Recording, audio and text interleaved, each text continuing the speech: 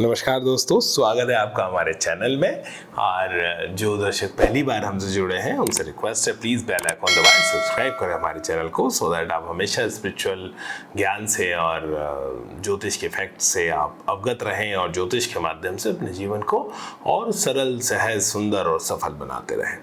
तो दोस्तों, आज हम कॉन्टिन्यूटी में अपना ये वीडियो बना रहे हैं पार्ट 2 जो कथाओं का है, ग्रहों की कथाओं का। इस वीडियो में, इस सीरीज़ में हम समझ रहे हैं ग्रहों की कैरेक्टरिस्टिक्स, ग्रहों के गुण, वो जो जिस तरह से वो मानवीय जीवन को प्रभावित करते हैं, जो वो हमारे को पावर्स देते हैं, जो चैलेंजेस देते हैं, उनको समझ रहे हैं। जिन लोगों ने पिछला वीडियो नहीं देखा ग्रहों की कथा का और सूर्य शनि की कथा का, वो उसकी जानकारी नीचे लिंक में है, इन्फॉर्मेशन में है वो लिंक। तो प्लीज़ एक बार वो वीडियो भी देख लीजिएगा, सो दैट आप सिंक कर पाएंगे इन दोनों वीडियोज़ को। और जिन लोगों ने वो वीडियोस देखा है तो शुरू करते हैं। तो जैसे आपको पता है कि सूर्य और शनि पिता पुत्र हैं, जो आपस में उतना बोलते नहीं, जिसकी वजह बहुत सारे पिछली वीडियो में हमने बताई हैं। और शनि काफ़ी राइचियस हैं, विष्णु भक्त हैं, भगवान कृष्ण का ध्यान करते हैं, उनकी भक्ति में लीन रहते हैं। तो सूर्यदेव काफ़ी, उनको जो अपना काम है शनिदेव वो करते थे, बाकी किसी से घर में बोलते नहीं थे, कुछ नहीं करते थे और अपना ध्यान मग्न रहते थे। तो सूर्यदेव ने शनि को कई बार कहा कि तुम अमुक अमुक कार्य कर लो या इसी तरह जीवन को जियो। जैसे सूर्यदेव बहुत डिसिप्लिन थे, टाइम पे आना, टाइम पे जाना। शनिदेव सब काम वो धीरे धीरे करते थे, कहते मुझे कोई जल्दी नहीं है, धीरे धीरे करूँगा, आराम से कर रहा हूँ। तो उनको कोई बरवालसी बोलते थे, कुछ और कटु वचन बोलते थे, तो शनिदेव परेशान भी रहते थे, वैसी बात नहीं करते थे उनसे। तो सूर्यदेव काफ़ी गुस्सा हो जाते हैं, क्रोधित हो जाते हैं और अपने मास्टर्स के लिए सीखना, और जब वो पढ़ने जाना चाहते हैं तो सूर्यदेव कहते हैं कि तुम मेरी बात तो मानते नहीं, मैं तुम्हारी कोई मदद नहीं करूँगा। तुम बस, एक तुम्हारे अंदर गुण है कि जो तुम्हें काम सौंपा गया है कर्मों का फल देने का, तुम वो तो अच्छा कर लेते हो और कुछ अच्छा नहीं करते, तो वो भी मैं समझा लूँगा, तुम निकलो यहाँ से, भाग जाओ यहाँ से। तो कुछ कथाएं कहती हैं कि सूर्यदेव निकालते हैं, कुछ कथाएं हैं कि शनि पहले ही रेबेल थे, नाराज हो जाते हैं, पिता से बिल्कुल बातचीत थी नहीं और वो अपना वहाँ से पहले ही वैरागी थे, डिटैच थे, तो वो वहाँ से अपने लोग से निकल जाते हैं नाराज होके और पहुँचते हैं बृहस्पति देव के आश्रम, जो देवगुरु बृहस्पति है, ठीक, जिनका एक नाम जीव भी है। देवगुरु बृहस्पति देव के आश्रम पहुँचते हैं, जहाँ पे सारे देवताओं के बच्चे पढ़ रहे होते हैं, देवता पढ़ रहे होते हैं। तो वो कहते हैं, भाई मैं अपना सूर्यलोक छोड़ आया हूँ और आप मुझे पढ़ा दीजिए। तो जैसे बृहस्पति देव कहते हैं, देखिए ये देवताओं का आश्रम है, देवताओं के बच्चे यहाँ पे पढ़ते हैं, राजाओं के बच्चे यहाँ पढ़ते हैं, तो यहाँ पे सर्टिफिकेट लगेगा आपको, आपके फादर की परमिशन दोगे तो एडमिशन मिल जाएगा इस यूनिवर्सिटी में। आप सूर्य के पुत्र हैं, आपके पिताजी अगर कहेंगे, आग्रह कहेंगे, तो हम ज़रूर एडमिशन दे देंगे। तो कहता नहीं, मैं तो अपना घर छोड़ाया हूँ सूर्यदेव का और मैं नहीं करूँगा। तो सूर्यदेव से बात करते हैं बृहस्पति देव कि भाई क्या है कि इनका एडमिशन है, कुछ नहीं देना, ये घर से मेरी बात मानता नहीं, घर से भागा हुआ है, इसको कोई एडमिशन नहीं देना, कुछ नहीं देना। तो देवताओं के जो स्कूल था उसमें सूर्यदेव का और उसमें शनिदेव का कोई एडमिशन नहीं मिलता। कहते हैं शनिदेव जहाँ भी मदद के लिए जाते हैं, क्योंकि सूर्य राजा है और राजा से कौन पंगा ले, कौन लड़ाई लड़े, मोल ले राजा से कि उनके बेटे को वो एडमिशन दे दें। तो घूमते घूमते वो शुक्राचार्य जी के आश्रम पहुँचते हैं, जो दैत्य गुरु शुक्राचार्य हैं। और शुक्राचार्य जी को कहते हैं, मैं ऐसे ऐसे अपने पिताजी का घर छोड़ आया हूँ, मुझे कहीं और एडमिशन नहीं मिल रहा है, तो आप मुझे शिक्षा दीक्षा देंगे, आप मुझे पढ़ाएंगे। तो शुक्राचार्य जी कहते हैं, क्यों नहीं पढ़ाएंगे, और क्या हम किसी से नहीं डरते। शुक्राचार्य जी संजीवनी विद्या के स्वामी हैं, भगवान शिव के भक्त हैं और उनको किस बात का भय, जिसको मृत्यु का भय नहीं, उसको कोई भी भय नहीं। शुक्र कहता है। दूसरी बात, शुक्र की भी कहानी में आप जानेंगे कि क्यों, क्या उनका रेबेलियस से क्या नाता है। तो शनिदेव को वो अपने यहाँ शिक्षा दीक्षा देते हैं, जो गुरु जी जिस तरह हमें सुनाते थे। तो वो कथा कि आगे सूर्यदेव बड़े गुस्से होते हैं कि यार ये शनि तो आया नहीं और ये वहाँ जाके बैठ गया है, वहाँ शिक्षा ले रहा है और पिता की अवहेलना करता है। तो जो उनके सेनापति हैं, कमांडर इन चीफ, अपने सेनापति को बुलाते हैं, मंगल तुम इधर आओ और शनि को मजा चखाना, जहाँ शनि मिल जाए उसको मजा चखाना, मेरे पास लेके आना। तो कहते हैं मंगल देव जी बड़े जो स्ट्रॉन्ग है, ताकतवर है, रक्तवर्ण यानी लाल खून ब्लड जैसा उनका रंग है, बड़े ताकतवर है, गदा लेके रहते हैं।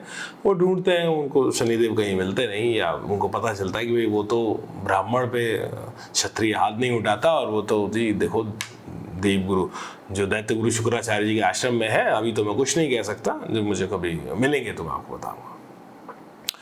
तो दूरियां और बढ़ जाती हैं। तो अलग अलग स्कूल्स यानी पिता से रिबेल होके घर से निकलते हैं, ठीक, और अपनी एक अलग दुनिया बनाते हैं शुक्राचार्य के पास जाके। तो रिबेलनेस आप देख रहे हैं, ठीक ना, सूर्य की नाराजगी देख रहे हैं, और सूर्य चाहते हैं कि व्यक्ति डिसिप्लिन हो, विजनरी हो और अपने टाइम पे काम करें, लेकिन शनि अपने मस्ती में काम करना चाहते हैं। तो चीज़ों को डिले करना, पोस्टपोन करना उनका थोड़ा सा काम था। वो क्यों आया वो भी इस कथा में अभी, और शनि की और कई सारी कथाएं इस कथा में आपको गाएंगे। तो शनि की एक और कथा है कि उनकी एक शादी हुई। तो शादी उनकी चित्रगाथा नाम की स्त्री से हुई, और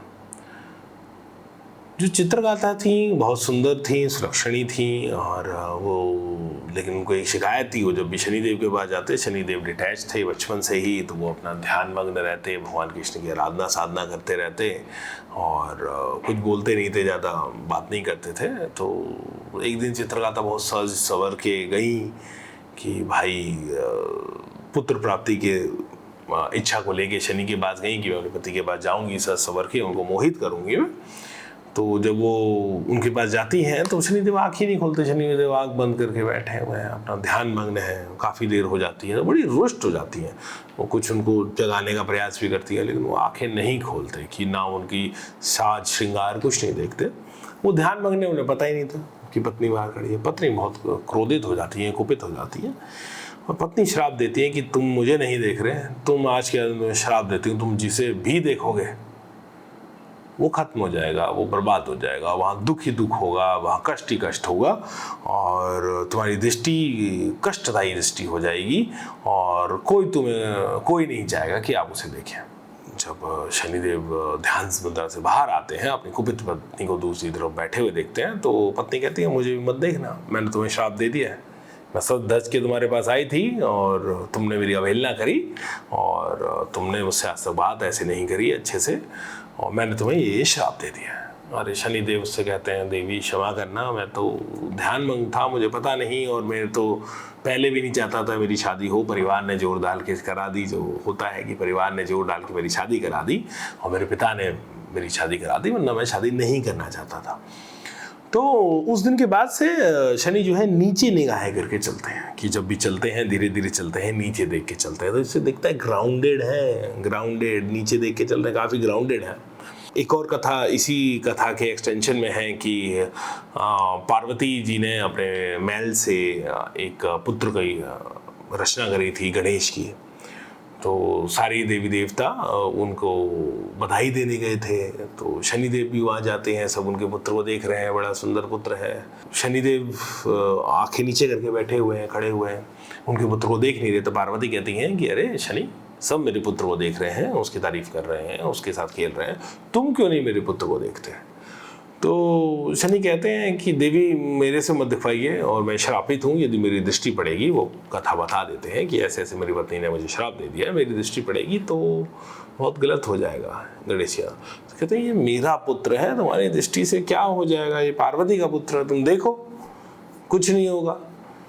तो जो लीला परमात्मा को करानी होती है कराता है। तो शनि जैसे ही दृष्टि से देखते हैं गणेश जी पे, तो भविष्यवाणी होती है कि इसका सर कट जाएगा, और इसको क्योंकि पहली दृष्टि बड़ी थी, और इसको वही दुख मिलेगा, अपार दुख पिता से, जैसे इस शनि को मिला। शनि को पिता से दुख मिला था, आपको पिछली कथा में पता है, चाइल्डहुड ट्रॉमा रहा था। वो भाई साहब फिर पार्वती भी बहुत दुखी हो जाती हैं, और ये सब सुन के बाद में एक कथा कहती है कि किस तरह भगवान शिव ने ही गणेश जी का सर काटा, और फिर वापस हाथी का मस्तक उस पर लगाया। तो शनि इस कथा से भी जुड़े हुए हैं। तो शनि की जो दृष्टि है, चाहे वो तीसरी दृष्टि हो, चाहे जैसे गणेश जी भी उन्होंने तीसरी दृष्टि इस तरह से कनखियों से देखा था कि पूरी नहीं देता मैं, तो कनखियों से देखा था। तो तीसरी दृष्टि से, तो तभी ज्योतिष शास्त्र में कहा गया, ये कहानी के माध्यम से समझा रहे हैं कि शनि जिस ग्रह पे देखता है और विशेष दृष्टि विशेष फल, यदि वो खासतौर पर 30 या 10 दृष्टि से देखता है तो व्यक्ति के जीवन में दुख आ सकता है या कोई समस्या आ सकती है।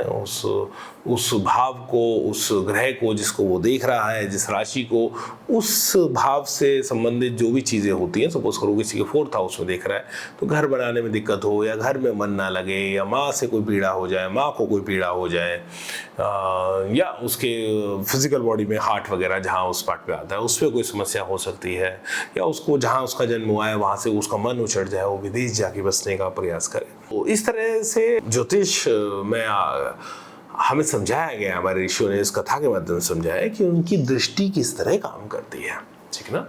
और जैसे परस्पर दृष्टि या किसी भी दृष्टि सूर्य पे पड़ जाए तो विशेष तौर पे पिता को काफ़ी कष्ट पहुंचाती है। तो दोस्तों आप अपने कुंडली में भी देख सकते हैं कि भाई अगर यदि शनि या सूर्य की वो दृष्टि है आपके सूर्य पे, चंद्रमा पे या किसी ग्रह पे, तो उस पर थोड़ा और ध्यान दें, उनके एट्रीब्यूट्स को थोड़ा और केयर करें, एक एक्स्ट्रा केयर की वहाँ पे ज़रूरत है।